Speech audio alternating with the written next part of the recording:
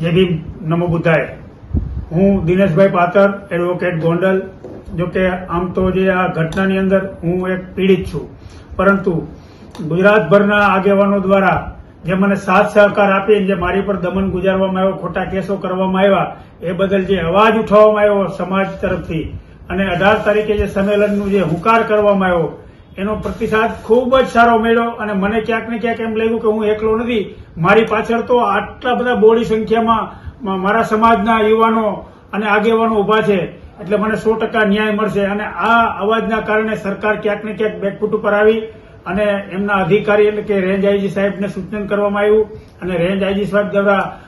SP સાહેબને કહેવામાં આવ્યું કે ભાઈ એમના આગેવાનોની મિટિંગ કરી એમની શું માંગણીઓ છે સાંભળો, પોઝિટિવ હોય તો એ માંગણીઓ સ્વીકારો। અમને એને આજ રોજ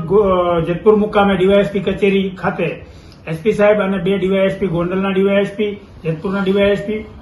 અને સમાજના આગેવાનો દ્વારા આજે મિટિંગ કરવામાં આવી। એમાં જે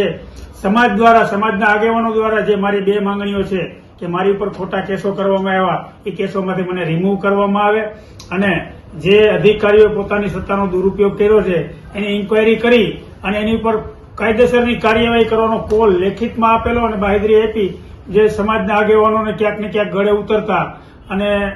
આમ સંમેલન હાલનું છે એ મોકૂફ રાખવાની જાહેરાત કરે છે, તો એ બાબતે હું સંમત છું અને સમાજનો જે મને સહકાર આપ્યો છે એ બદલ બધાનો ખૂબ ખૂબ આભાર માનું છું। મિત્રો, આવા જ વિડીયો અને શોર્ટ્સ જોવા માટે આજે જ અમારી ન્યૂઝ રૂમ યુટ્યુબ ચેનલને સબસ્ક્રાઇબ કરો।